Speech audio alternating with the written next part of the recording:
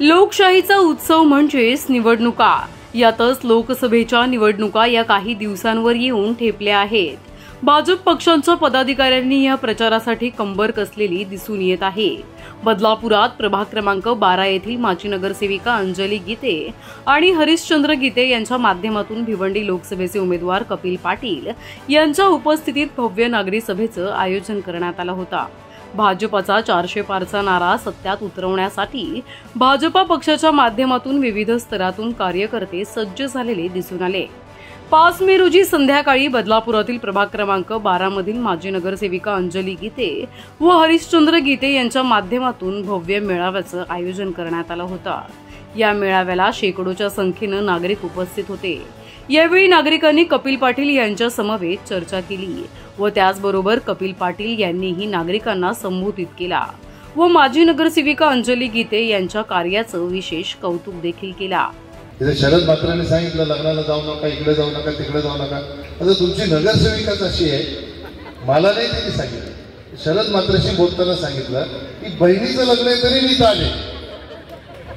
आता बहिणीचं लग्न सोडून मोदीला प्रधानमंत्री करण्यासाठी नगरसेविका जर इथं आली तर तिचा कोणीही कार्यकर्ता या परिसरात राहणारा मतदार ना लग्नाला जाणार ना गावाला जाणार। कामाची पोचपावती आहे असं म्हटलं तर चुकीचं ठरणार नाही।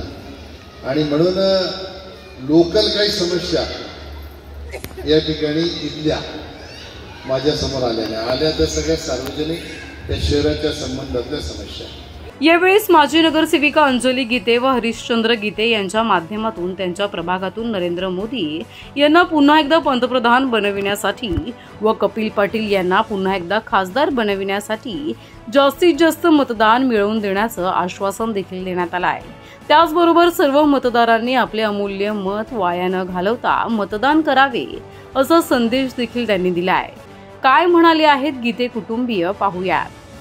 वार्ड क्रमांक 12चं नगरसेविका माजी नगरसेविका म्हणून मी इथे छोटासा एक मेळावा घेतला आहे आणि प्रयत्न करतोय की आम्ही जास्तीत जास्त कार्यकर्ते इथे म्हणजे अगदी शॉर्ट टाईममध्ये अगदी एका दिवसाच्या पिरियडमध्ये जवळजवळ 300-350 कार्यकर्ते जमा झाले आणि एक 8 दिवस झाले सतत आमच्या वॉर्डमध्ये सगळं चालू आहे, प्रचार चालू आहे आणि जास्तीत जास्त बदलापूरमधील माझ्या वॉर्डमधनं मला कसं जास्तीत जास्त मतदान आपल्या खासदार कपिल पाटील साहेबांना देता येईल, काढून देता येईल, त्यासाठी आम्ही प्रयत्न करतो आहे आणि जास्तीत जास्त मतदार देऊन जसं माझ्या वेळेस आमचं म्हणजे बदलापूरमध्ये सगळ्यात जास्त वोटिंग झाली होती आणि एक रेकॉर्ड झाला होता, तसं रेकॉर्ड होण्यासाठी मी पूर्ण प्रयत्न करेल आणि त्यासाठी माझ्याबरोबर माझे कार्यकर्तेसुद्धा प्रयत्नशील आहेत। आता सध्या आपल्या संपूर्ण भारतात लोकशाहीचा उत्सव चालू आहे।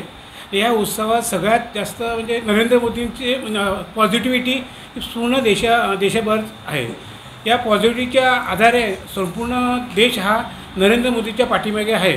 आणि आपल्याला सगळ्यांना म्हणजे सर्वांना एक विनंती आहे की या लोकशाहीच्या उत्सवात सगळ्यांनी प्रत्येकाने आपलं मतदान करून आपलं कर्तव्य पार पाडायला पाहिजे आणि ह्या मतदान करून आपल्या ह्या उत्सवाला 4 चांद लावायला पाहिजेत। दुसरं सांगायचं झालं तर संपूर्ण देशात बीजेपीची हवा आहे।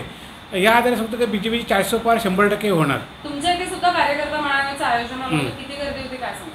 साधारणतः माझ्या इथे 400 ते 500 लोकांची गर्दी होती। आपले भिवंडी लोकसभा मतदारसंघाचे उमेदवार नामदार कपिल मोरेश्वर पाटील हे सगळ्यात पॉझिटिव्ह सुशिक्षित असे नेतृत्व आहे।